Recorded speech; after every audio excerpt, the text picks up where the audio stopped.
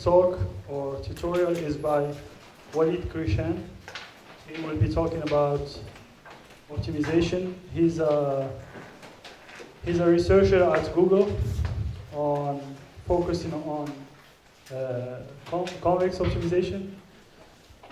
Before that, he got his PhD from University of California, Berkeley. Again, I think in optimization. And before that, he has a diploma as an engineer from École des Mines de Paris, École des Mines de Paris Tech. And thank you for accepting our invitation to participate in NASSMA. Thank you. Thanks a lot for the introduction and for the invitation. It's a pleasure to be here. And thanks a lot to the organizers. It's a great campus, and it's actually my first time in Morocco, so this was the perfect occasion to come here. So, as you know, I'll be talking about optimization today. Do let me know in the back if you can't hear me, because I can't really tell the volume of the microphone, or if there's echo and so on, and we'll try to fix it. Okay, maybe this is better. Okay, so we'll be talking about optimization for the next hour and a half. So I'll try to keep it at a fairly high level. So my goal here is to cover sort of the basics, kind of elementary facts about optimization. Maybe talk a little bit about convex optimization, which is the case where we can provide guarantees. And then we'll try to spend most of the time talking about optimization for neural networks or for deep learning. And as in this morning's lecture, please don't hesitate to interrupt me at any time. I mean, it's good for this to be a discussion, so if you have questions, do ask them. All right, so just a little recap from this morning. So Hossein gave kind of an overview of what machine learning is, and we saw that a lot of it is about learning from data. Okay, so this is kind of a cartoon of the procedure of machine learning. So you can think of it as you have some process that's generating data. So this could be a physical process, or it could be some computer generating images, or let's say the physical world generating pictures, of scenes and so on. So there is, we can think of it from the statistical point of view that there is some kind of distribution generating this data. And we'll distinguish two quantities, x and y. So x is the input to your prediction task, and y is the output. So let's say, for example, you have an image, and y is a label whether this image has a cat in it or not. Okay? A simple binary classification problem. And of course, there's an important part of machine learning which we won't cover that much, but all machine learning starts there, which is the data collection step. So you need to have a process to collect the data, to curate the data, to clean it, and so on. So that's an important step. But assuming that you have such data, you can think of the training process or the learning process, so I'll use these two terms interchangeably, as first of all, formulating some hypothesis class or some model class. So how should the input be mapped to an output? Think of it as a class, as a function class that has some parameters, and by changing the parameters, you change the output of this function. Okay? So that's why sometimes we tend to call this function h, so it's a hypothesis function. And the prediction of this function is, let's call it y hat. Okay? So of course, a good model should predict a y hat that's close to the real y for a given input x. So very roughly speaking, optimization consists in doing this adjustment process where, for example, we can look at one example at a time, one pair x, y at a time. We look at the real label and then at the predicted label. If the model makes a mistake on this particular example, then we can adjust the parameters of the model a little bit so that y hat is closer to y. Okay? And if the model didn't make a mistake, then we don't need to make any adjustment. Okay? Of course, this is very hand-wavy. We'll talk about much more precisely. But it's kind of this iterative process where we adjust the model parameters to minimize some error. Now there's another part to the machine learning story, which also I won't cover during this lecture, but that will be covered later on, which is the inference or serving. So let's say you have trained the model and you're happy with its current performance. Now you have to serve it, or you have to use it in some other system, in some production system. And you can think of it as you have chosen one function h from this hypothesis class, so let's call it h star. This can be represented by, let's say, the weights in your neural network, or other parameters that you have trained. And now, if you see a new example x, you have to compute this function h star, and you output some label. So sometimes we tend to not think about this too much, but actually there is a cost to this inference, right? Because there's a computational cost for evaluating this function on new examples. So even if you manage to train a very complicated function, you may not be able to use it in practice just because it's too expensive, right? So the computational cost of it can be too expensive. So that's one of the reasons why we prefer simpler models. All right, so that's an overview. So now just to have a concrete example to think about, let's take the simple case of linear regression. So this is somewhat related to the binary classification problem that Hamza presented this morning.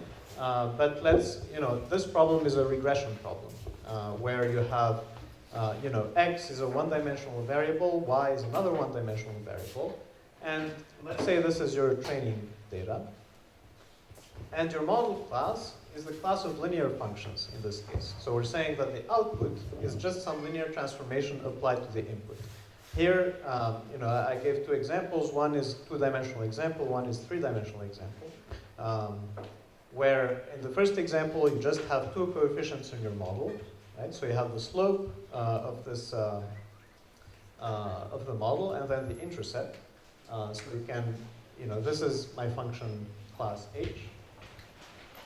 So h of x is ax plus b, and a and b are the parameters of my model. So so the optimization process will consist in choosing the values for a and b that will give me the best model, right? And I have yet to define what best means. So of course, in the higher dimensional case, we can generalize this. So instead of having two coefficients a and b, in this case, I will have three coefficients, right? So the slope will be given by a vector instead of a scalar. This will be the dot product between the vector a and the vector x, and then I add a bias term or an intercept term. Okay. Now, to define what it means, so to define some criterion of what are the coefficients a and b that I need to choose, I need to decide to have some way to quantify the quality of this model. Now, one natural thing to do is, for example, let's say I'll just look at the prediction of the model and compare it to the actual label. And let's say for this example that I'll just take the squared difference. Okay? This is why it's called least squares. So this particular problem is called the least squares problem. Okay? Now, of course, I can replace this measure of discrepancy by something else. But for now, for simplicity, I'll just use the squared error. And you'll see here that there is a sum. So what is this index I indexing? So this I is indexing the points in my training set. Okay, so I'm summing over all the points, all of the training examples here of this error. Now that defines the function of A and B. I think it's important to keep in mind that when we're talking about optimization, we're not thinking of the function that's mapping the input x to the output y, but we're thinking of a function that's mapping the model parameters to a scalar that tells me how good this model is. Right? So this is a function of a and b and not a function of x. So x is just some data that's encoded inside the function. So when I'm optimizing L, I need to change the values of a and b. Okay? So this part clear? Now, how do we do this? Sorry, Yeah. Yeah.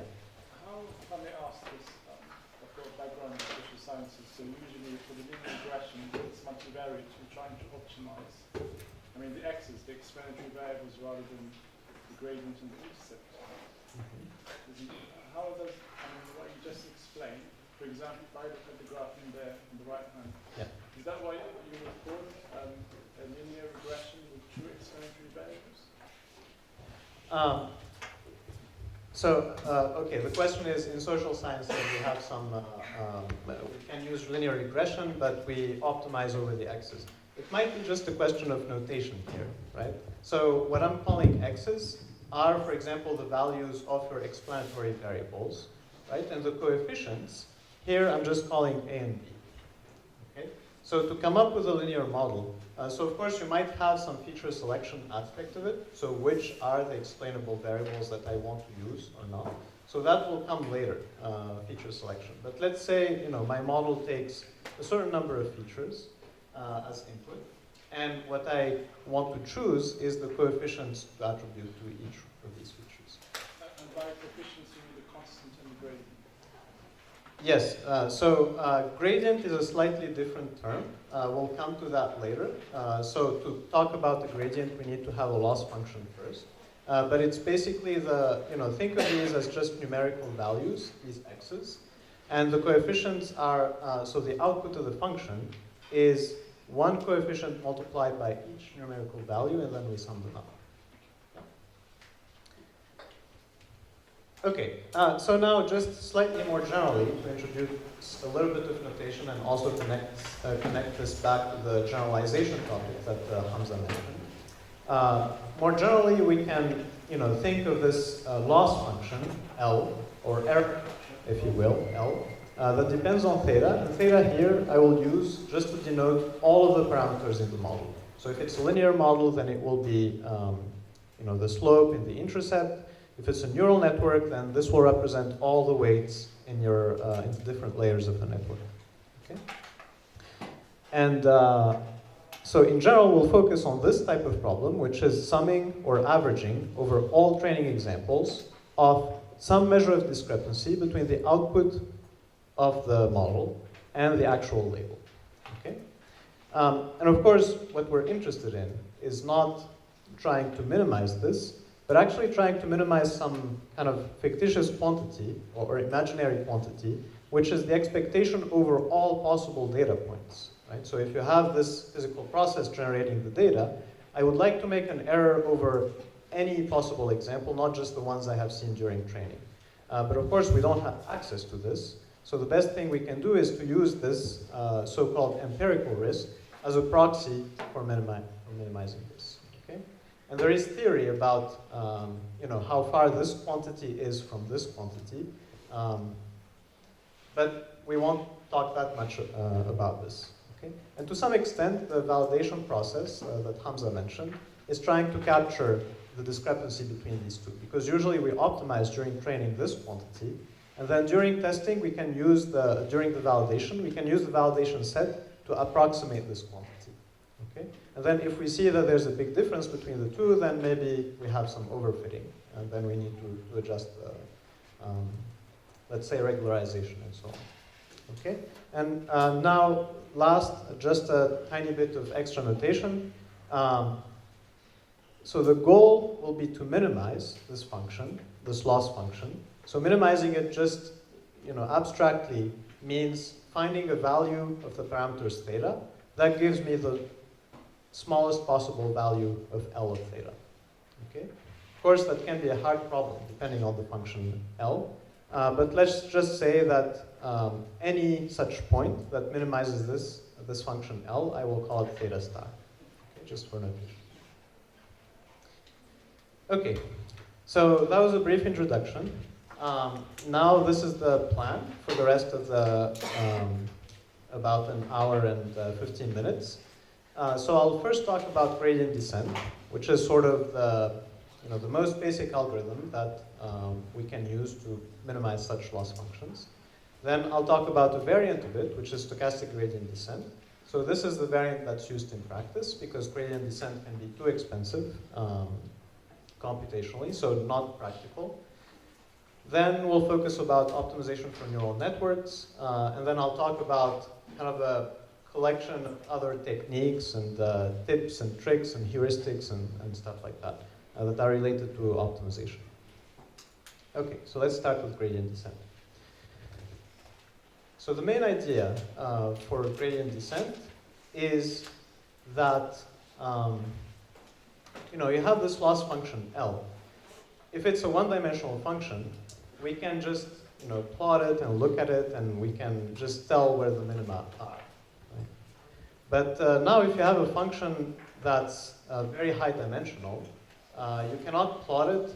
You cannot. It would be too expensive to plot it. We don't know how to visualize it, and so on. So, the task of finding a minimum is much more complicated. So all we can do in those cases is to have some local information. For example, for some value of theta, you can compute the value of the function at the current point. You can maybe compute the derivative of that function, so the gradient. You can compute some higher derivatives, let's say the second derivative, third derivatives, and so on. Okay? So using this idea, we can use a concept from mathematics, which is the Taylor expansion of the function. Okay? So given a point theta, so let's say here, just for illustration, one-dimensional function, I can approximate this function linearly. So let's say at this point here, using a linear function. Okay? And this linear function is given by the value of L at the current point theta 0 and by the value of its derivative at that same point. So this is saying that the function at theta 0 plus some deviation delta is its value at theta 0 plus a linear term that scales linearly in delta with a coefficient that's given exactly by the first derivative of this function. Okay? Plus, so this notation here, little o of delta, just means that the error term, so the difference between the actual function and its approximation, it's something that will go to 0 as delta goes to 0. Okay? Of course, it's 0 when delta is equal to 0, but it gets smaller as you get closer to that point. Okay? Now, of course, you can do Taylor approximation not just at the first order, but you can do it at any order. Assuming the function is sufficiently regular, sufficiently differentiable. So, for example, here, let's write the Taylor approximation at the second order. So you can see that it will give you a better approximation, at least locally. So it's actually not sure that it will give you a better approximation globally, but we're just interested in local information. Okay, so here, the second order approximation will capture things like the curvature of the function compared to the linear approximation. Okay, and so on. So we can go to higher orders. But the idea is that because we have this local approximation of the function, we can use it instead of the global function to make small adjustments. Okay. So just before formally defining gradient descent, that was an example in one dimensions. So assuming that the function is defined on scalars, so from R to R. Now if I have a function that maps a d-dimensional vector, so it's a point in Rd, to a scalar, then there is a version of this, of Taylor approximation, that uses the gradient instead of the derivative of the function. Okay? So instead of multiplying through scalars, now I have the gradient is a vector. Okay? So this is, think of it as the vector of the derivative of the function with respect to each of the variables. Okay? So it's that vector. Dot product or inner product with the displacement vector delta. So it's the same idea. It still gives me a linear approximation of the function. Think of it, if it's a function on R2, then this will give me a hyperplane instead of a line. Okay? And the next change is that the little o here will be in terms of the norm of delta, since delta now is a vector. Okay, so now this brings us to gradient descent. Really, the main idea of gradient descent is that we're going, instead of minimizing the function, we don't know how to do that, we will minimize the local approximation of the function in a neighborhood of the current point. So it's very important that we restrict this minimization to a neighborhood of the point, because we know that this approximation is only valid locally, right? So if I take this example here, if I go really far, then this is not a good approximation of the actual function. But close enough to this point, then it's a good approximation. And so I can take this approximation, L of theta k. So let's call theta k the value of the parameters at the kth step of the algorithm. So it will be an iterative process. So I can write the local approximation, which is L of theta k plus the gradient times theta k plus delta. And I just have to minimize this within a ball around the current point. Okay, so I restrict the norm of delta, this displacement vector, to be less than eta, some constant eta. Okay? Now you will notice that the only thing that depends on delta, here I'm only optimizing over delta. Right? So I'm choosing delta is the difference between the current point and the next point in my algorithm. So the only thing that depends on delta is this linear term here, so dot product between the gradient and delta. And if I'm constraining the norm of delta to be less than eta, then the best thing I can do is for delta to be in the negative direction of the gradient, and its norm will be eta. Okay? So in the end, if I summarize, theta k plus 1, so the next point will be theta k minus eta times the gradient. Okay? Yeah. So the eta, think of it as just a hyperparameter in your algorithms. Okay, so it's something that we will adjust later. And yeah, we'll get to this. I'll talk about this later. So for now, in its simplest variant, eta is just a constant. So eta can be time varying as well. All right. And now, in terms of the intuition of what this is doing, it's quite intuitive. It's saying that to go from the current point to the next point, I just look at the derivative of the function, or the gradient, and then I take a step in the opposite direction of the gradient. Okay? Because the gradient tells me the direction in which the function increases the most, or the negative gradient is the direction in which the function decreases the most. So I just take a step in that direction. So just to give a quick example here, let's say we initialize this algorithm here. We started here. We compute this local approximation of the function. We take a step. So the next point is here. We compute the local approximation again. We take another step, and so on and so on. Okay? All right. So now, let me tell you a little bit about one particular class of functions for which this procedure, so this gradient descent, has nice properties. So it can actually give guarantees that you will find the local minimum. So maybe before I do that, so in this particular example, you can imagine that if I keep doing this, so I'll be moving closer and closer to this minimum here. Right? And then the gradient at that point, assuming that I am exactly at that point, the gradient will be 0. Okay, so the derivative of the function is 0. And then, I will not move anymore. So this is at least kind of a reassuring property of gradient descent, that at the local minimum, it will not move anymore. Okay? Now, convex functions so there are many ways to define convexity, but one useful property is that this linear approximation of the function that we wrote before, so this L of theta 0 plus the gradient times delta, is a lower bound on the function everywhere, right?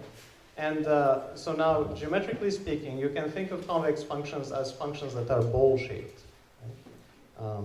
So another mathematical way of defining it is if you look at the epigraph of this function, so all of the points that are on top of its graph, then this is a convex set, in that if I take any 2 points, then the segment connecting them is still in the set. Okay?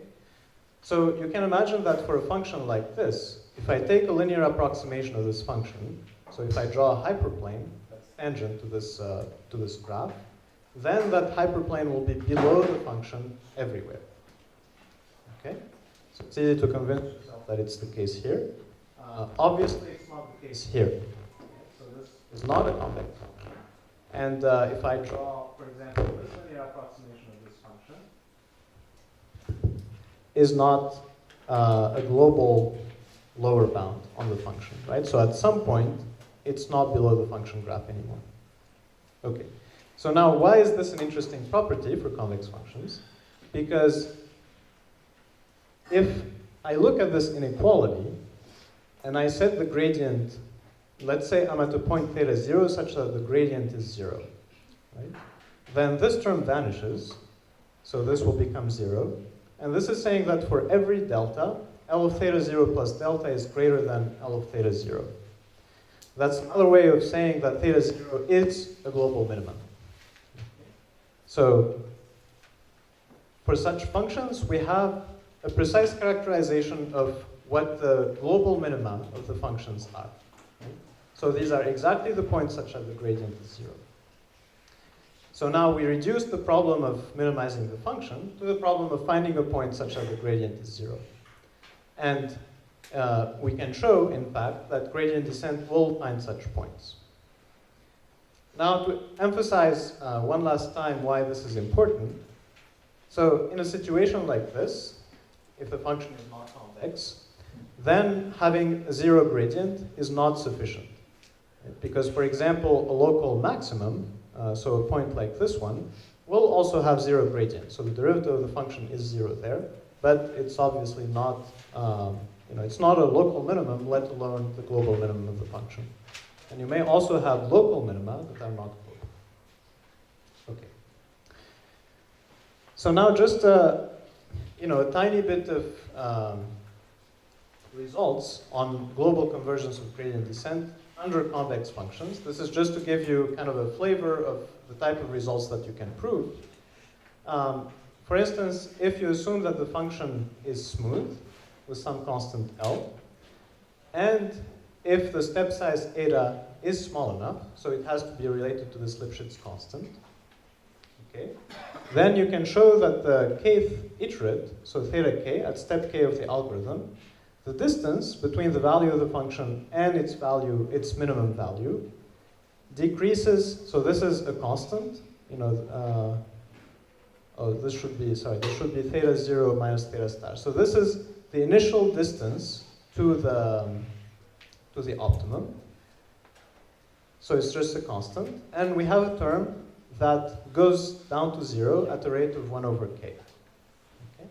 So this guarantees that asymptotically, as k goes to infinity, theta k, or L of theta k, will have to converge to L of theta star. Okay? Now, if you make additional assumptions, so let's say, for example, the function is what's called strongly convex instead of just convex, which means that if you look at its second derivatives, then its second derivatives, roughly speaking, are bounded above and below. So you can say that there is a minimum eigenvalue for its Hessian matrix and a maximum eigenvalue, and this condition number is the ratio between the two. Okay? And same thing if you take a step size that's related to the Lipschitz constant, then in this case you will converge exponentially fast. Right? So here it's polynomial convergence, it's 1 over k. Here it's some constant that's smaller than 1 raised to the power k. So this is something that converges even faster. But of course this only works for a smaller class of functions because we had to make some additional assumption on the Hessian. Okay, so just to give you a little bit of intuition how this condition number affects the the convergence rate. So you can see that here, the rate of convergence is related to 1 minus the condition number. And so the condition number is, roughly speaking, how isotropic are the level sets of your function. Okay? Here I'm drawing two simple quadratics. So one has a condition number of 1, and one has a very small condition number.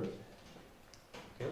So in this case, you can imagine that if you are anywhere, the gradient will always have the same magnitude. Right? So I can always go in the direction of the gradient with a constant step size, eta. Right? And I will be fine. Whereas in a situation like this, if I am along this part of the level set, then the gradient will have a low magnitude, whereas, a large magnitude. Whereas if I'm in this direction, right, on this axis, then the gradient will have a small magnitude. And then, depending on where I am, I would like to ideally use a different learning rate or a different step size. Because if I use, let's say, a high step size, then I'll make a very good progress in this direction. But if I happen to be here, then I'll start bouncing around because maybe the step size is too large. Okay? And conversely, if I use a step size that's too small, then I'll be fine if I'm going in this direction, but it will take me a very long time to make progress if I'm going in the opposite direction, in the orthogonal direction. All right. So it's fine if this didn't make much sense. So I think the message that you should keep from this is just that the condition number of the function is important in determining the convergence rates. And this will come up later on. So in one of the later lectures, we will talk about methods that use not just the first order, the derivative information, but also the Hessian information, or the second order. Okay? And the second order, roughly speaking, captures the curvature of the function. So if I could compute the curvature of the function, then I can adjust for this poor condition number. Okay. So now I'm going to, before moving to the next topic, which is stochastic gradient descent, I'm just going to give a brief interpretation, another interpretation of gradient descent. So we first motivated it by taking the Taylor approximation of the function and saying that we will minimize this linear approximation. You can also view the same algorithm as a discretization of a continuous time process. So let me explain. So if I take the gradient descent update, right, so theta k plus 1 is theta k minus eta times the gradient, and rearrange it, so I can write it in this form, theta k plus 1 minus theta k divided by eta is equal to the negative gradient. Now I can think of this expression, so this difference here, as an approximation of a derivative. Right? So if theta were a continuous and differentiable function, then this in the limit as eta goes to 0 would be, would converge to the derivative of theta. So in other words, this is an approximation of some process that's following this ordinary differential equation. Okay? Now, why is that useful? So this point of view can help first of all, in the analysis of the algorithm, but also in the design of some new algorithms. And this is a point of view that has proven very popular recently. So taking limits as, for example, the step size goes to 0, or as, let's say, the number of neurons in a neural network goes to infinity, and so on, because this usually gives mathematical dynamics that are easier to understand and to analyze. Okay? And just to give a very quick example of how this can be useful in gradient descent. So this will probably be the most technical, perhaps the most boring slide. So it's okay if you're not interested in this, you can sort of take a quick break. But for those who are interested, here's the type of techniques that you use to prove, for example, that gradient descent converges. Okay, and let's do it for the sake of simplicity. I'll do it for gradient flow, which is the continuous time version. Okay? So typically, what we do is we define some energy function. It's just a function of time that depends on the current position, on the current value of the parameters. Okay? So in this case, so I chose one particular energy function, which is t times the suboptimality of the function, so how far I am from the optimal value. This is L of theta t minus L of theta star, plus another measure of how far I am, which is now measuring the squared distance between theta t and theta star. Okay? So it looks somewhat puzzling why I chose this particular form. The short answer is that because it works, but there is actually, there are kind of recipes that have been developed by the optimization community of how to design such energy functions, okay? But let's just take it for granted. Now, what can we do with such a function? If we take the time derivative of this function, right? So I'll denote this by v dot of t. So you'll have to trust me on this. I mean, it's a very simple application of the chain rule, but essentially so t times the derivative of this function, which is the gradient of L times theta dot, plus, so the derivative of t, which is 1, times the difference, plus the derivative of this term is theta dot times theta minus theta star. Okay, so that's the first step, just applying the chain rule. The second step is plugging in the dynamics. So now what is theta dot? By definition, it's negative the gradient of L.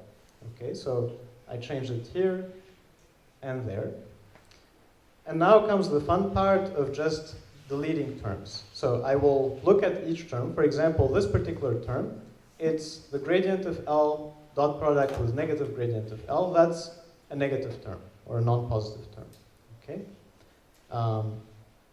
And now the second term here, now if you squint at it, you will see that this is exactly the linear approximation of the function that we just talked about. Right? So it's L of theta plus the gradient of L at theta times theta star minus theta. Okay, so that is the linear approximation of the function at theta, evaluated at theta star. And as we said for convex function, this is a lower bound on the value of the function. So that is definitely smaller than L of theta star. Okay, so this whole term here is negative. So now we just showed that these two terms are negative, so the whole time derivative is also negative. Okay. This is what is sometimes called a Lyapunov function. It's just a fancy term to say that you define some quantity that depends on the current position and perhaps on time that decreases along time. Okay? Now, why is this useful? Because now if I showed that this function is decreasing, I can look at its definition again, and I can say that because this term is positive, L minus L star is definitely smaller than V of theta divided by T. V of t divided by t. Okay, so this is what I wrote here. And this term here, because v is decreasing, it is smaller than v of 0. And now I showed, and v of 0, of course here I just plugged in its expression, but it's just some constant. Okay, so it's the value of the energy at time 0. So now finally what we have shown is that the distance between the current point and the optimal point decreases. It's some constant divided by t. So as t goes to infinity, this will go to 0. Okay? And this matches the 1 over k convergence rate that I just showed you on the previous slide. All right. So that was just a quick example of the type of things, the type of tools that we use to analyze optimization algorithms. All right, so let's go back now. Let's pop up a level again and talk about stochastic gradient descent. So stochastic gradient descent is, you can think of it as a more, yes, question there.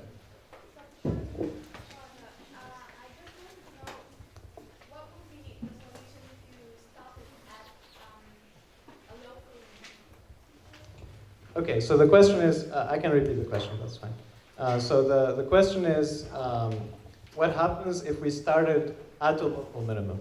So in that case, of course, the gradient will be 0 and we will not move, right? But in a sense, we already solved the problem. So that is very unlikely to happen, right? If we initialize randomly, let's say, then it's very unlikely that we will initialize exactly at a local minimum. But if that happens, then the algorithm will not make progress. That's a good point.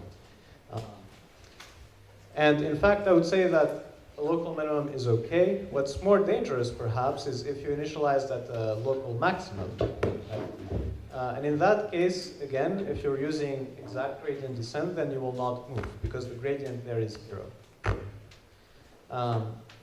So as we will see in just gradient descent perhaps suffered a little less from this problem because, so roughly speaking, why this is the case is that even though a local maximum is a stationary point, so if you start there, you don't move, it's a repulsive stationary point. So if you are, not exactly at that point, but slightly near, you will always go away from that point, whereas minima are attractive. So if you are close, but not exactly at the point, then you will always move closer to the minimum. Yeah, but good question. All right. So now to motivate this, the stochastic version of gradient descent, we kind of talked about this function L a little bit abstractly. Right? So I told you that we will focus on the empirical risk minimization, which is we're averaging over all data points in our training set of the error of those points. Right? But now when we think about it, what does it mean to compute the gradient of this function at some point theta? So by linearity of the gradient, this is the same as computing the average of each gradient. So each data point in my training set contributes to the loss function and also contributes to the gradient. Okay, so if I wanted to compute the exact value of the gradient at the current data point, I would really have to go through the entire training set. And this, of course, is very expensive. I mean, it depends on the machine learning task, but some tasks have very large data sets, and this would be too expensive. In some cases, it's even hard to go through the data set once, because you have, let's say, for example, you're training on all of the images in the web. So that will take a very large amount of time. Instead, what we can do is, instead of computing the exact gradient, maybe we can approximate the gradient. Okay? And because of this nice form, so because the gradient is an average of quantities, there's a very simple way to approximate it. And it's simply by taking a random sample of the points that I'm averaging. Okay? So if you want to compute an average, one way to define a random variable that approximates it is just to average a random subset of this. And this is exactly the idea behind stochastic gradient descent, or mini-batch stochastic gradient descent. So at each step, instead of computing the exact gradient, we will randomly draw a batch of samples, and then we will average over all of the examples in that batch. Okay, is this idea clear? It's very simple, but it's really at the heart of stochastic gradient descent. So now, one nice property of this approximation G, so you can think of it as a random variable, right? Because the source of randomness here is which examples I am drawing at each step. But one nice property is that the expectation, so if I take the expectation over that randomness, then this will give me the exact gradient. Okay? It's a very simple exercise, you can do it. So this is what we call an unbiased estimator of the gradient. And the idea of stochastic gradient descent is to run gradient descent, but with this estimate instead of the exact gradient. That's it. That's all there is to it. Now, yeah, question. In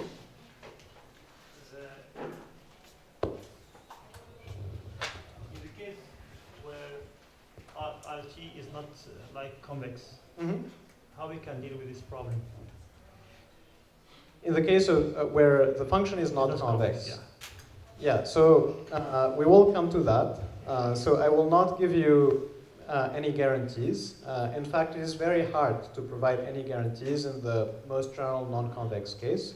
So there have been many attempts. So if you make some assumptions on what the function looks like, for example, differentiability, or some relaxed version of convexity and so on, then you can provably show that gradient descent will converge at least to a local minimum, or in some cases to a global minimum. So there is no way to choose like samples that should facilitate this kind of property for the function when choosing the samples. That's a good question. So you're asking, you're asking essentially about the sampling distribution. So how do I choose which examples here, right? So this batch of examples. I didn't want to go into that topic because it's a very rich topic and there's a lot of work there. Of course, the simplest thing you can do is just uniform sampling, right? So each example is sampled uniformly.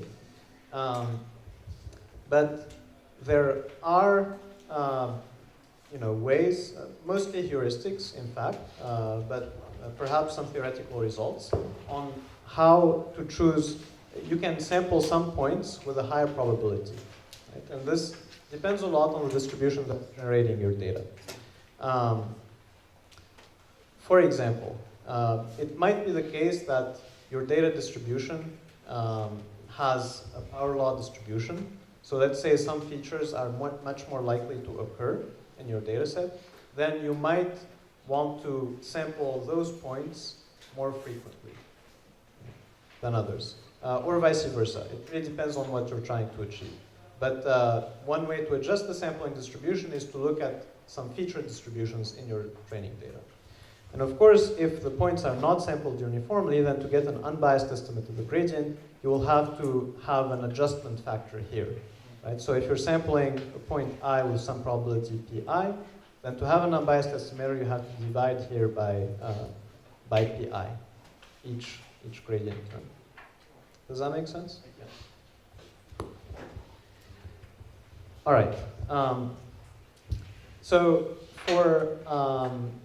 now for stochastic optimization, the theory is actually quite old. It has been developed, some versions of this theory have been developed in the 40s and the 50s. So as in gradient descent, there is also a continuous time version of stochastic gradient descent called the Langevin equation or Langevin dynamics, which actually predated the development of the discrete case, of discrete counterpart of stochastic gradient descent. And of course, the theory evolved a lot since then, but this basic idea dates back to that time. And just to give you a quick, there's the seminal paper from Robbins and Monroe that showed essentially the first such convergence guarantee. Again, for convex functions. So if the function is convex, and you have some way to estimate the gradient that is unbiased, so you need the expectation of this g of theta to be equal to the true gradient, and we also need to make an assumption on the variance, basically that the variance is bounded, right? And people have relaxed these assumptions since, but this is the simplest thing you can assume, that the expectation of the norm of g squared is bounded by some sigma squared. Now, one main difference is that the step size, or the learning rate, in this case, needs to be decreasing. Right? So it's hard to give kind of a convincing argument of why, but the intuition is that because you have this noise, you really need to scale the noise down at each iteration, otherwise you cannot hope to converge. Okay? I think that's the best I can do in one sentence. But you need this learning rate to be decreasing if you want to hope to converge. And in this case, so given these assumptions, then you can show that the suboptimality gap of the function, so between L of the current point, theta k, and L of theta star, in expectation, so of course we need to take expectations because we're now dealing with random variables. So this goes down at the rate of 1 over square root of k. So you'll notice that compared to the exact gradient descent, so exact gradient descent in the most general case converges at the rate of 1 over k. So it goes down to 0 faster than stochastic gradient descent. Okay? But of course, that's only the number of iterations it takes to converge. That does not take into account the cost of computing each iteration. Right? So if I were to do exact gradient descent, even though it takes me fewer steps, each step is a lot more costly because I need to go over the entire training set to compute one gradient. Okay? So here I only need to go over a small batch, B, to compute one gradient. So in practice, this ends up being much more efficient, so much faster. So here I'm going to just give you a small video of what it looks like. Okay.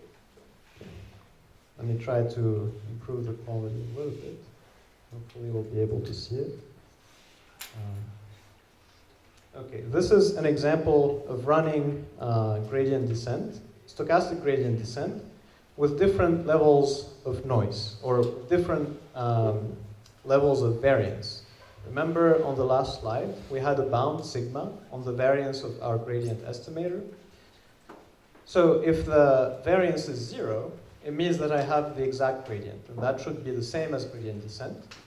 And as the variance grows, as you can imagine, the trajectory can wander a little bit further, okay? And here, so I'm cheating a little bit in that I'm not showing gradient descent, but I'm showing another variant called accelerated gradient descent. But that's just a detail. It's just that because I had this video already generated and I didn't have time to generate one for gradient descent. So here, this is the trajectory of the different instances. The yellow one has the highest variance, and the blue one, I believe, has 0 variance, so it's the exact method. Okay? And you'll see that they do behave similarly, so they have similar trajectories, but of course the higher variance you have, the more you'll have this kind of wandering off behavior.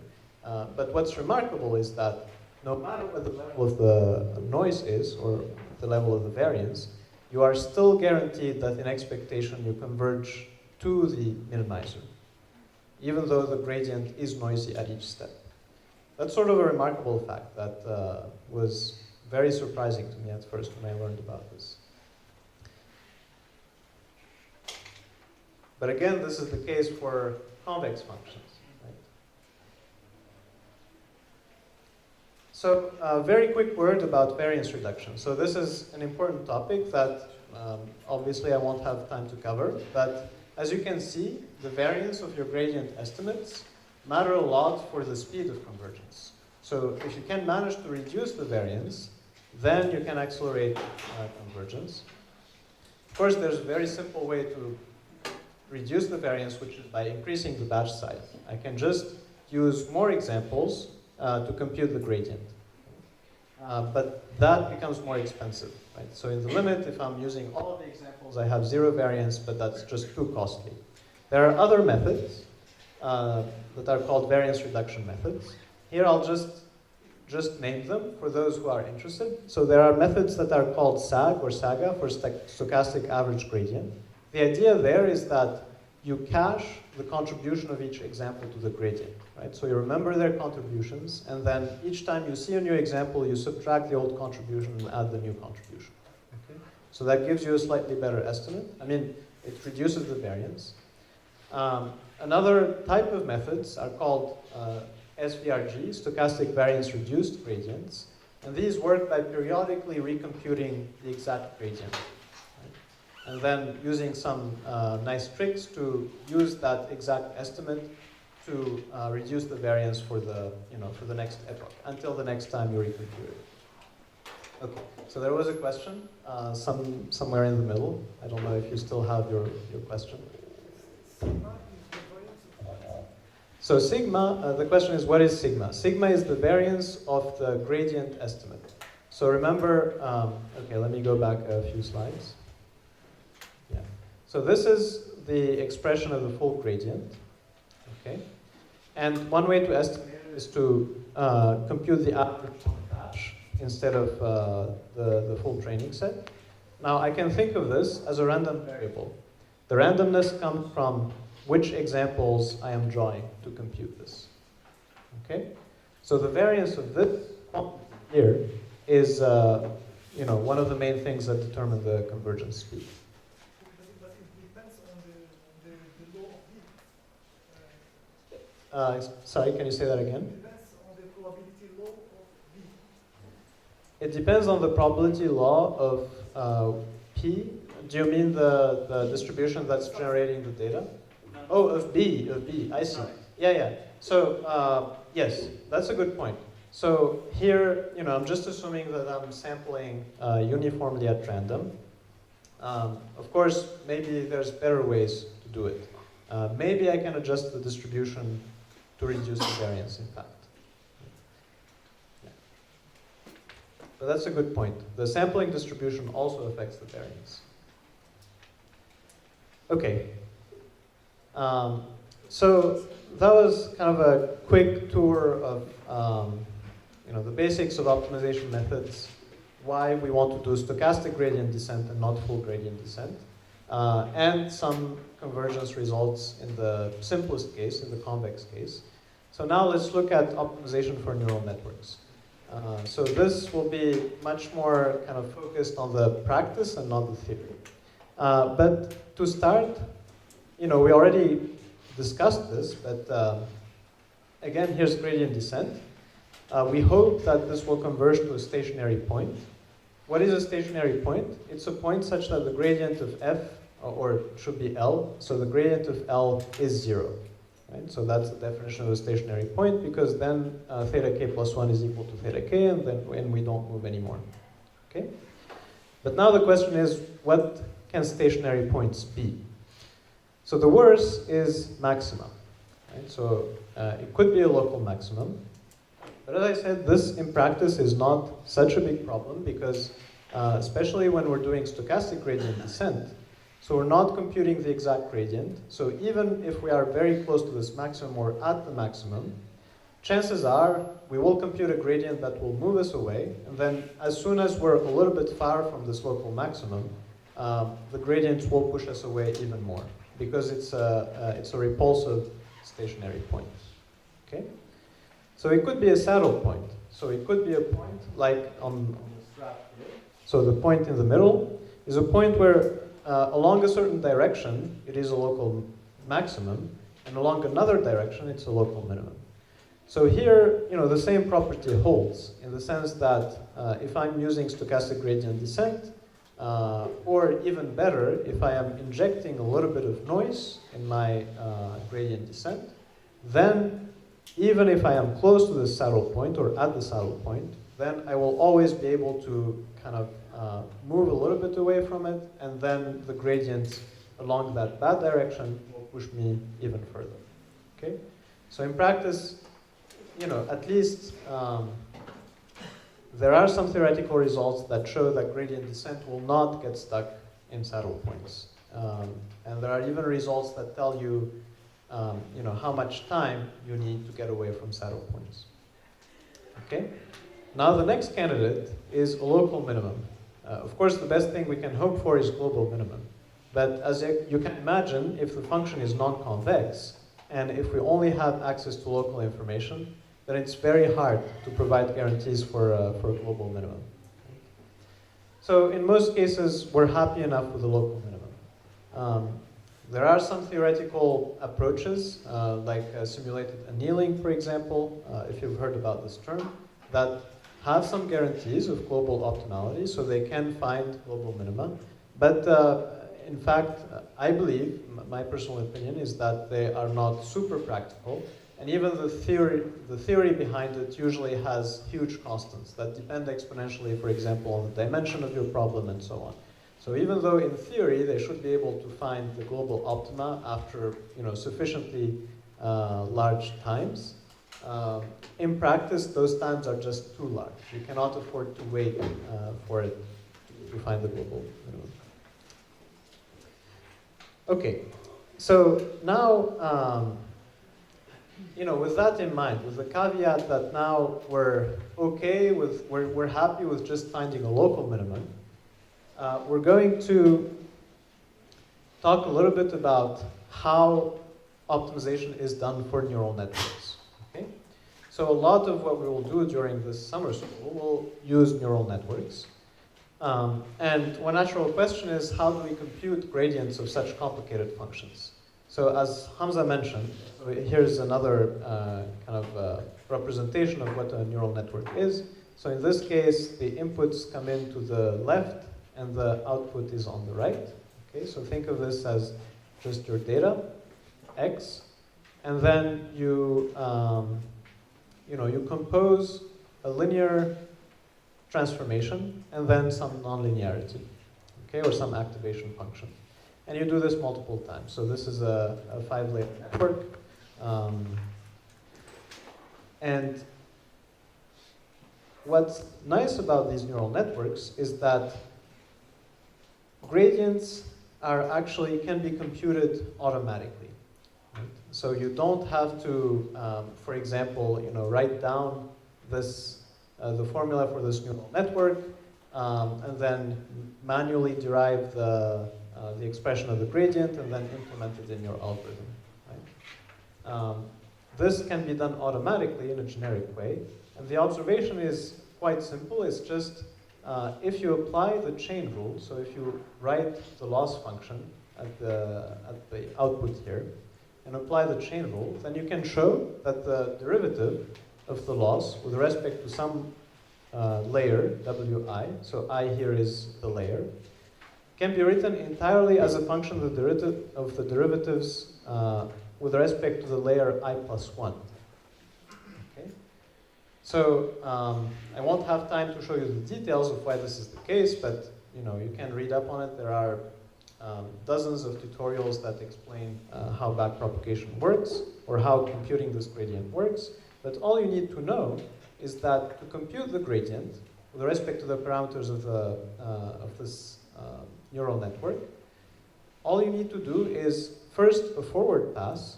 So I start from x, then I compute the output of the first layer, the output of the second layer, and so on. So this is what's called a forward pass to compute the output of the network. And then a backward pass that will compute the gradient with respect to each layer of the network. Okay?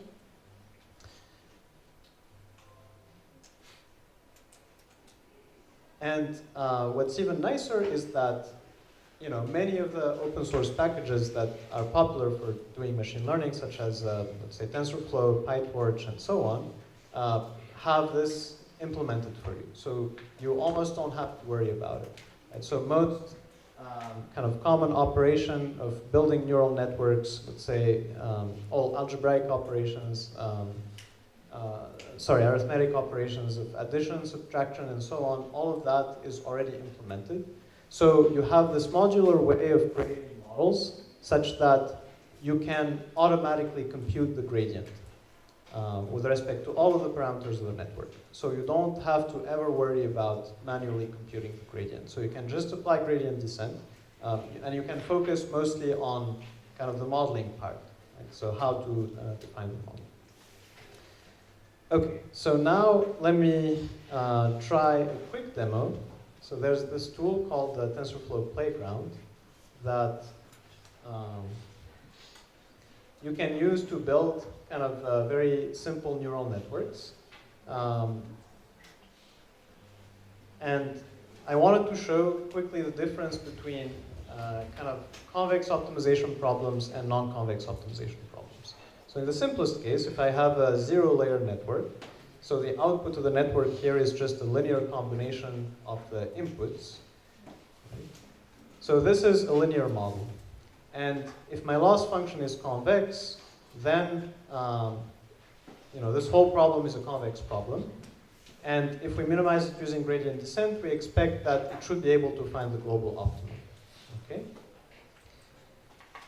So here, just to quickly explain what's going on here, in this interface, I can add layers to the neural network. Okay, so for now, let's start with 0 hidden layers. This shows us the output of the network. Okay, so, and this is a classification problem, by the way. There are two classes, these orange points and the blue points. This is the training data, but there's also some data points that are held out on which the network is tested.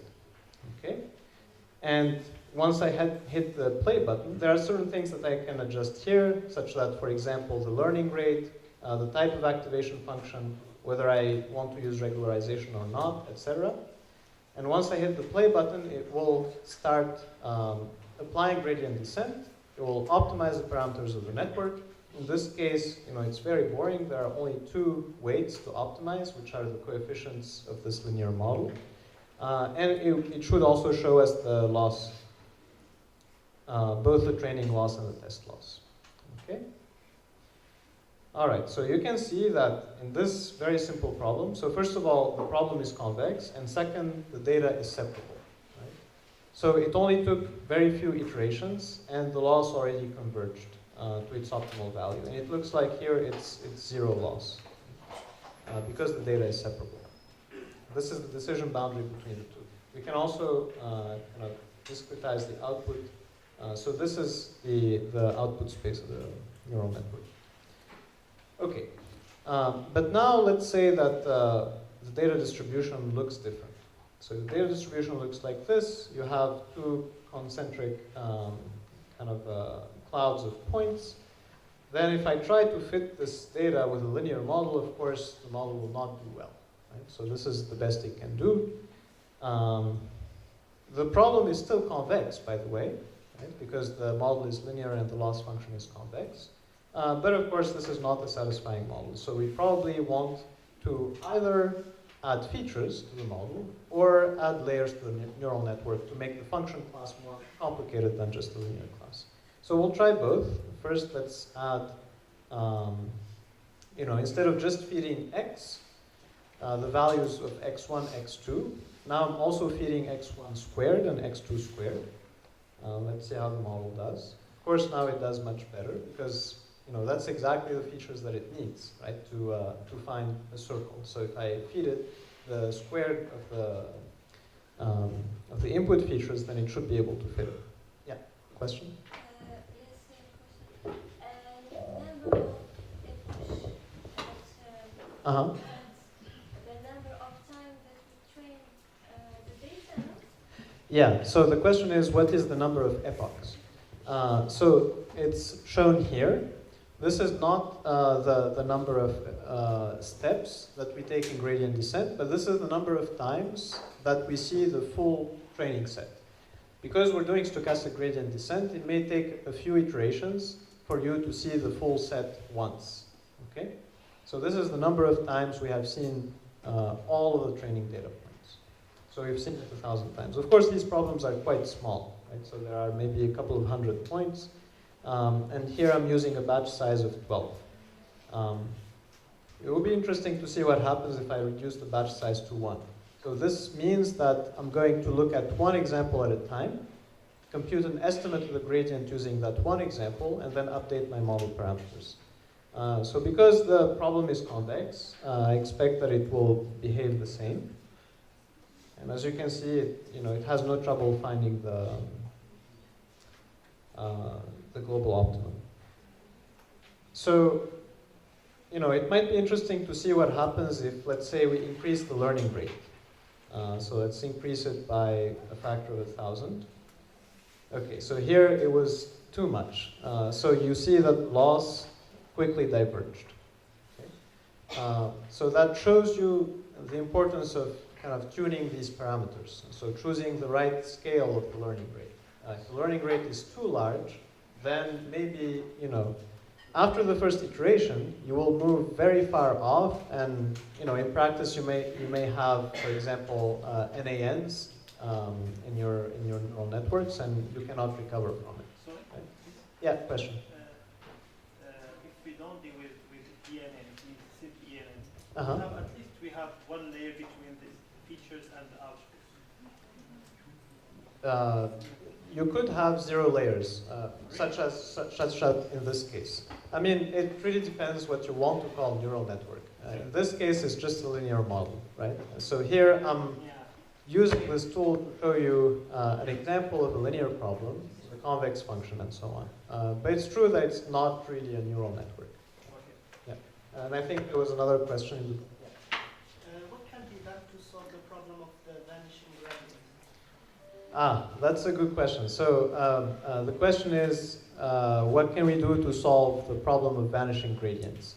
So this is actually not a topic that I was planning to cover, but since you brought it up, let me quickly give an overview of what it means. So when you have multiple layers in your neural network, and because I told you that the gradient of a given layer is a function of the gradient of the next layer, it happens often, if we're not careful about how to design this neural network or how to initialize it or how to train it, that the gradient will go to 0 on the lower layers. right? So on the higher layers, it will start having some reasonable value. But very quickly, because we're composing these functions, the gradient might vanish. And of course, if the gradient vanishes at the lower layers, it means that we're not updating the model parameters, and maybe those layers were useless. It's as if we were not training, or we were training a smaller model in a sense. So there are many ways to deal with this problem.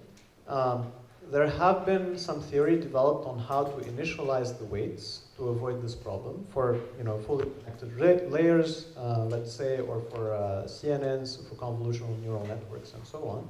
And in fact, this theory is using this kind of infinite limit of neural networks as the number of neurons goes to infinity. So there's a certain, let's say you're initializing your weights using Gaussian initialization. Then there is a trade-off, a certain trade-off between the variance of that Gaussian and, let's say, the width of the network. Okay? So if you initialize carefully, then this problem will go away. Another, perhaps more robust way to do it is to add what's called skip connections. And use residual neural networks instead of fully connected neural networks. So the idea of a residual network is that, and perhaps this will be covered later in later lectures, is that instead of just composing, instead of saying the output of this layer is some activation function applied to a linear transformation of this layer, so I do that plus the previous layer. Okay? So at each step, it's identity plus something. Okay? And the intuition is that because it's always identity plus something, the gradient will always have that identity part. So it will, it will barely vanish. It will be much more for the much harder for the gradient to vanish in that case. Okay? All right, and if you're interested, we can chat offline. But I'd like to move on just to make sure that we finish on time. Okay, let me quickly show another example. So here, I wanted to show an example where the model is still linear, but we did a little bit of feature engineering, and we could generate a nonlinear function. So here, by feeding, for example, the squares of the inputs, we managed to perfectly fit this function. Now let's say we have a more complicated function like this. It's a spiral pattern. Okay, let me decrease the learning rate again. Okay. So you'll see that the model, has a lot more. So I wanted to show the linear model, not even this one. So the linear model should only be able to fit quadratics in a sense, because we're doing, linear combinations of linear terms and quadratic terms. And the best it can do is this. So this is a case where we would like a more complex model. And one way to achieve that is, for instance, to add layers. So I will also add different inputs, different transformations of the features. For example, the product of x1 and x2, the sine of x1 and sine of x2. And let's add a couple of layers. Okay. And then run this. And I want you to focus on the loss function. Okay, so at the beginning it's going down smoothly. But I expect that, a few things to notice. I mean, once the decision boundary model looks now much more complicated, right? As you add layers to your network and as you add feature transformations and so on, it will look different. Another thing to notice is that now it's not kind of the loss is not smoothly decreasing anymore. It has these oscillations and so on, and maybe we're not making the model's life very easy because we're also using a batch size of 1. So perhaps by increasing the batch size a little bit, it might go better.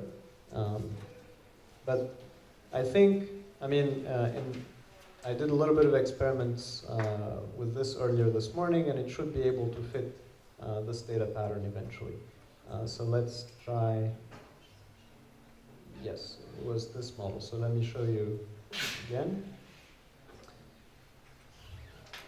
It will take a while, of course. I mean, it's a much more complicated optimization problem. But I just wanted to show you kind of that qualitatively the behavior can be different, right? So you can recognize from the evolution of the loss function that this is a non-convex problem. So in the interest of time, I'll just move on. So it will eventually be able to fit this, this spiral pattern. And as I will share the slides, I invite you to play with this TensorFlow playground a little bit if you're curious. Okay. Why we have this loss in the output? Because I think that this should be done at the end of the training. Yes, this, yeah, good question. So the question is, why are we calling this training loss and test loss? The test should really be at the end. Yes, this should be called validation loss, really. Yeah. So, yeah, so that should be called validation loss. Otherwise, we would have a one-shot, right? So, or we would have to hide it and only look at it. Okay? All right. Then let's go back to these slides.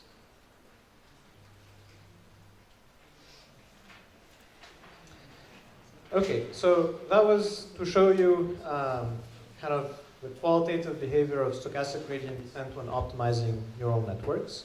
You know, we already saw some of the things to tune, like for example, the learning rate. Maybe I should show a quick example again here. You know, the importance of the learning rate. Let's say if I decrease it by a factor of 100, then you'll see that I'm not making progress anymore.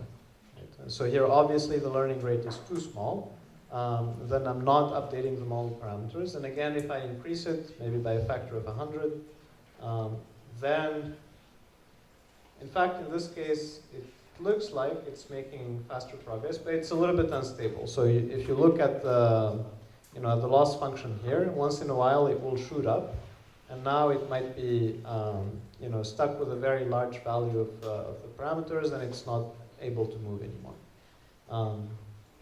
So, you know, the learning rate is probably one of the first hyperparameters that you will tune when when you're working on a practical problem. There are many other things, like, for example, the architecture of the model and so on. So we'll come to this in a couple of slides. But first, I wanted to mention some other techniques that can be useful in practice and heuristics. One of them was already covered by Hamza, but I wanted to just mention it again to emphasize it. Regularization.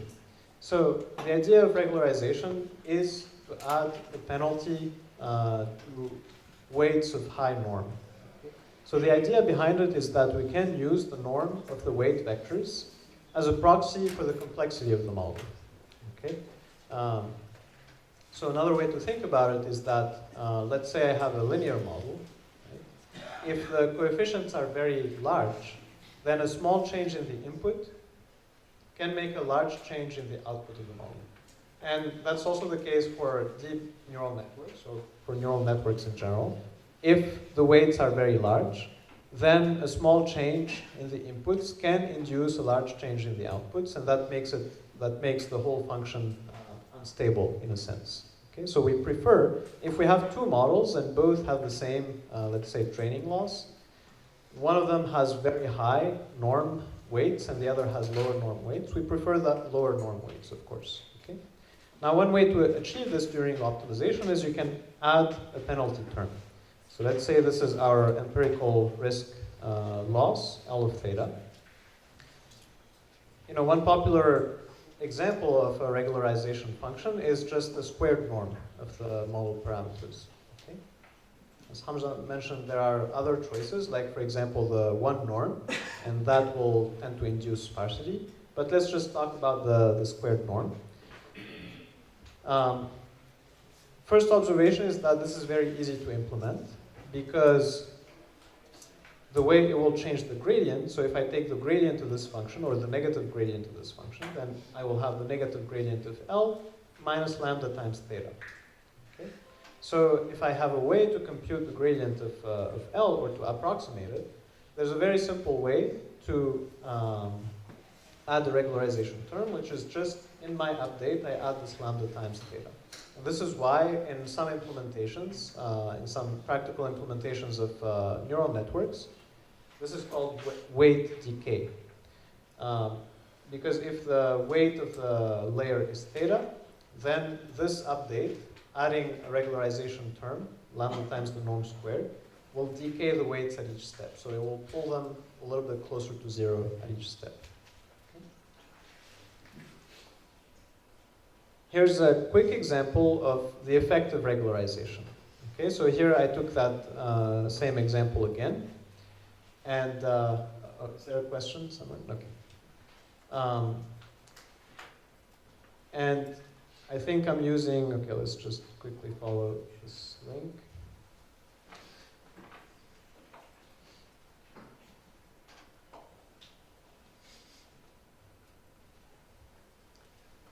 So this is the neural network that I used. It's a little bit slow to load. Okay. So I used quite a complicated model for this particular task. So it has 6 hidden layers, 5 neurons each, and I activated all of the features. Okay. And here I was comparing the performance of the model with and without regularization. So you'll see that in the beginning, the decision boundary looks fine, but as you train this model, so here if I'm not using any regularization, as you train this model longer, you will see that the model is trying to learn really the noise in the training data. So it will try to find a decision boundary that really fits all of the blue points and excludes the orange points. And because of that, you will see that after some point, the training loss will keep going down, but the test loss, or the validation loss, if you will, starts going up. And this will keep, worsening over training, if I keep training. Okay, and you can even see that the decision boundary shows a little bit of blue on top here. So it's obviously overfitting. So after 1,000 epochs, this is what you get if you add a tiny bit of regularization. So the decision boundary still does not look super smooth, but it is much better. And what matters is that if I look at the validation loss, then there is not much discrepancy between training and validation. Okay? So that's another quick example of regularization. Another technique is the so-called batch normalization. So here, let's first look at the definition of batch normalization, and then we'll discuss a little bit the intuition behind it and why we want to do it. So the idea here is that you're going to transform the output of each layer in a sense to make it, to normalize it. So to do this, you can first compute the mean. So let's assume that the output of a given layer, let's call it Z.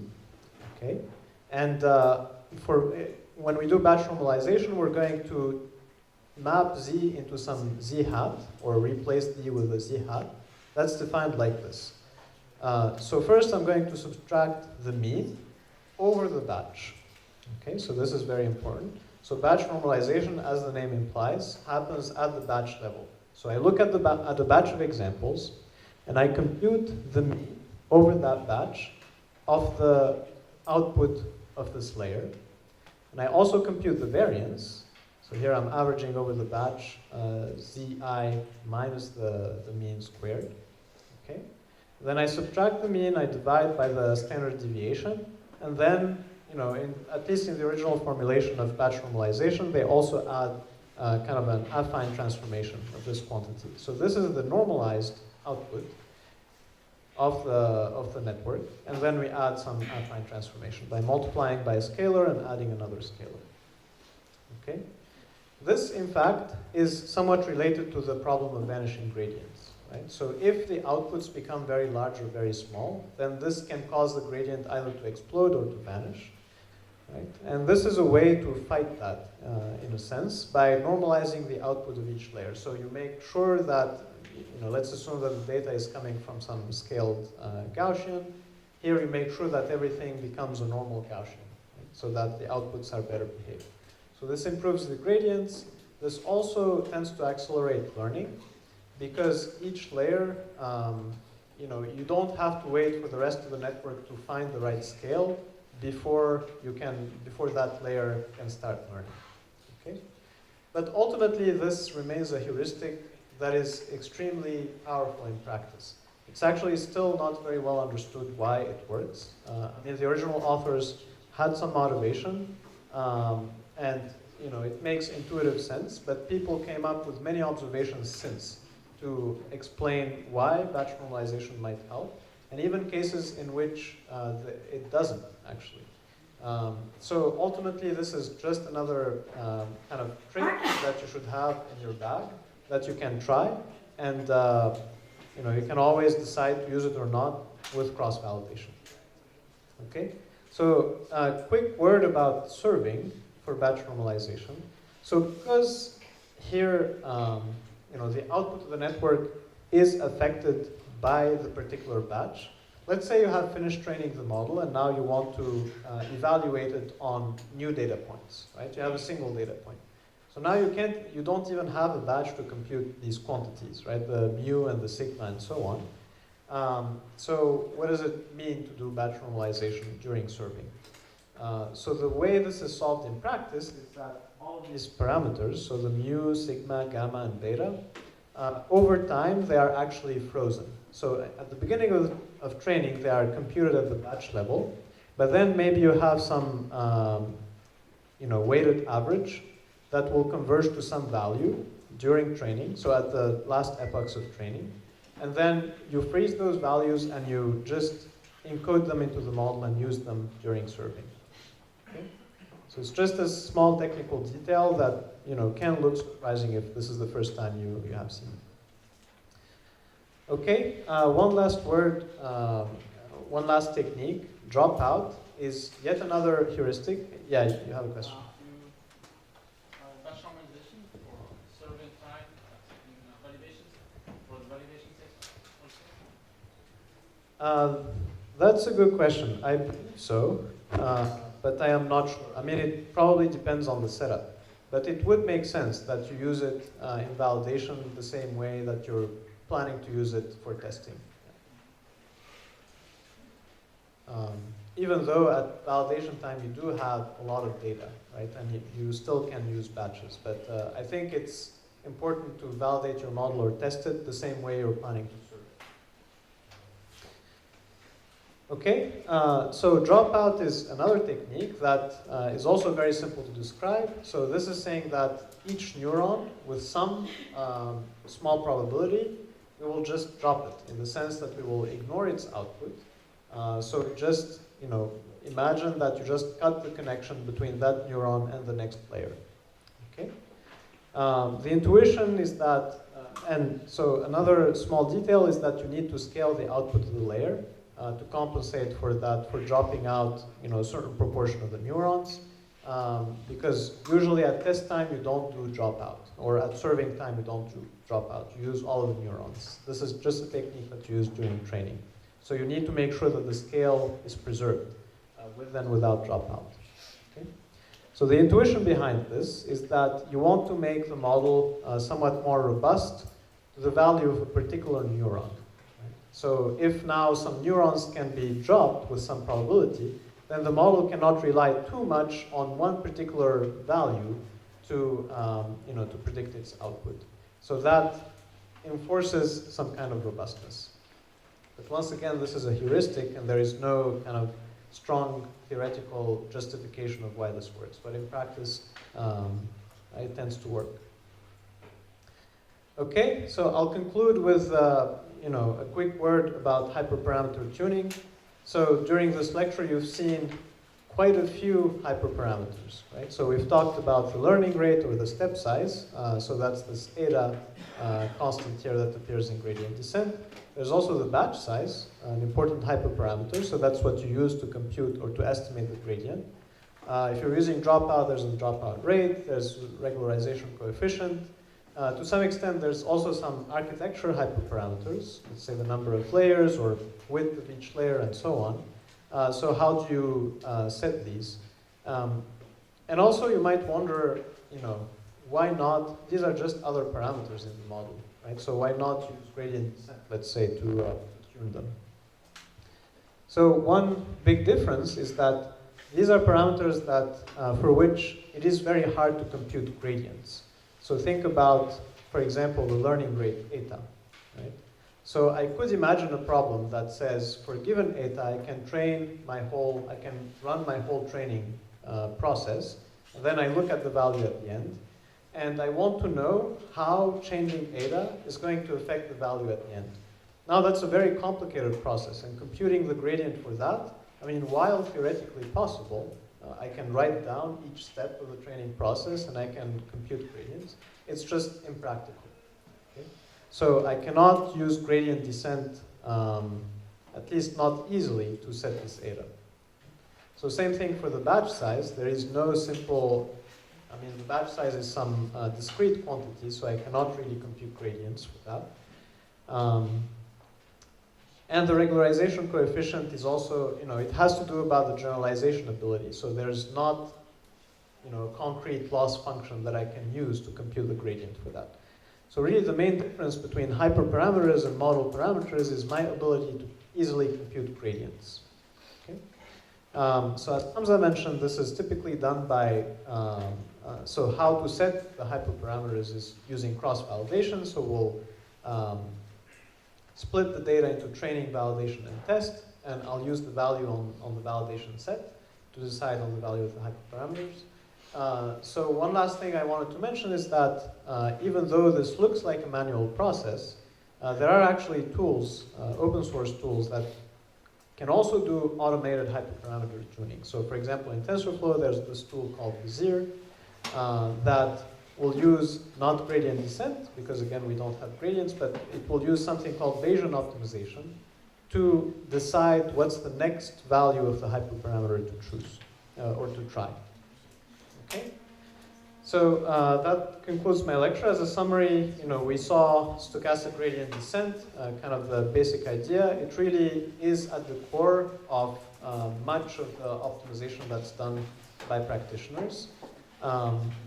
There are many heuristics to accelerate training, batch normalization, dropout, probably some new techniques that I haven't heard about yet. There are a bunch of more advanced techniques that obviously we don't have time to cover. But for example, constrained optimization is important. Using second order information, this I believe will be covered in tomorrow's lecture. Momentum methods, variance reductions, etc. So there's a whole zoo of techniques. And again, I'll include some links in the slides when I share them. And for those of you who are interested, you can explore. Thank you.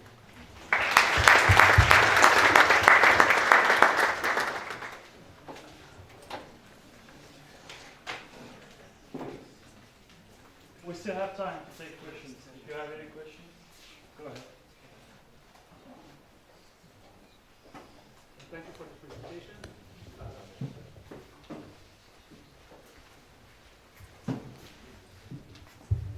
You talked about the batch size, introducing gradient descent, but how about the number of times we should compute the gradient? You talked about the size of the sample. Yes. But not a word about how many times. Yeah. Because if we do it many times, do we keep, the performance or the first aspect of moving from gradient descent traditional to stochastic? Yeah, so it's a good question about when to stop training, right? So how many times, how many steps do I take, whether it's gradient descent or stochastic gradient descent, right? Because I will never find a point that has exactly zero gradient, except perhaps for very simple problems, right? So in practice, the short answer is you train for as long as you can. Maybe you will have converged, your loss has plateaued and you're not making progress anymore. For very complicated models, I would say that your model will keep improving. but a lot of time it's about how much computational resources you're willing to spend on this. Are you willing to wait, for a day for the model to train, or for a week, or for a month?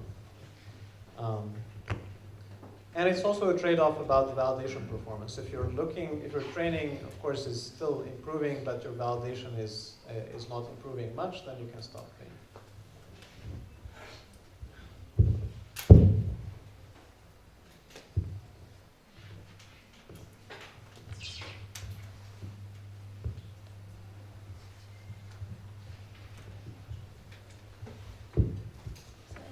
Of the batch normalization, I don't know which main and which variance we will use for the test. Okay, so the question is which mean and which variance do we use for the test? So this is the point about serving again. One thing you can do is you can, instead of computing this mu b and sigma b, imagine you have another mu tilde and sigma tilde, which is a weighted average with exponentially decreasing weights of all of the quantities that you have seen in the past. Okay? So as time goes to infinity, this should converge to a quantity, and you use that quantity. Okay? So you use the mu tilde and the sigma tilde instead of the mu b and the sigma b.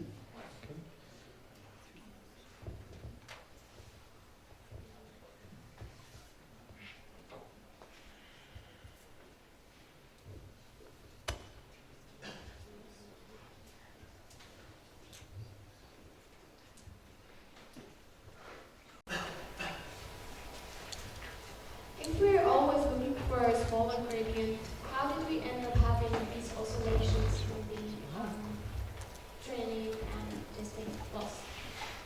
Yeah, good question. So if you're doing, the question is why do we see these oscillations if we're hoping to converge to a point with zero gradient? So if you're doing, let's say, exact gradient descent on a convex function, then you should observe that the gradient goes to zero. You should observe this smoothly decreasing loss function, and the normal gradient should also be decreasing, and so on. Here are a couple of things do not hold. I mean, a couple of assumptions do not hold in practice. One, the loss is not convex, and two, we're not computing exact gradients. So even if the loss is convex, it might happen that once in a while, for example, one data point is very far off, it might be an outlier. And then if that data point happens to be in the batch, then you will see a very large value of the gradient once in a while. So in the examples I showed, it's not the case. So the data set is much better behaving than that. But even if the problem is convex, you might see these statistics. Because the distribution of data might be not as nice as this example. And for non-convex problems, it could be that your training is stuck near a local minimum for a while, maybe near a saddle point. And then after a little bit, imagine you're close to a saddle point where the gradient in all directions is a little bit small, but there's a direction in which the Hessian has a negative eigenvalue. So you might be moving around that area for a little while, and then all of a sudden you'll find the direction of negative curvature, and then you'll start moving again. So you'll start seeing large gradients.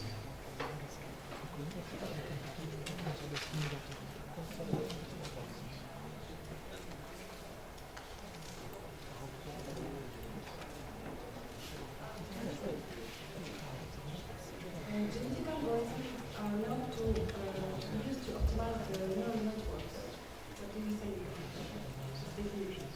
Genetic algorithms. I have to admit that I don't know much about them. I mean, other than what they are. I don't know how useful they are in practice. I know that they were quite popular many years ago. I don't know if practitioners still use them today. I would say that, at least in my experience, most of the methods use gradient-based methods and local search methods. They might be useful for things like hyperparameter tuning. So for hyperparameter tuning, there is no method that is just, practically superior to all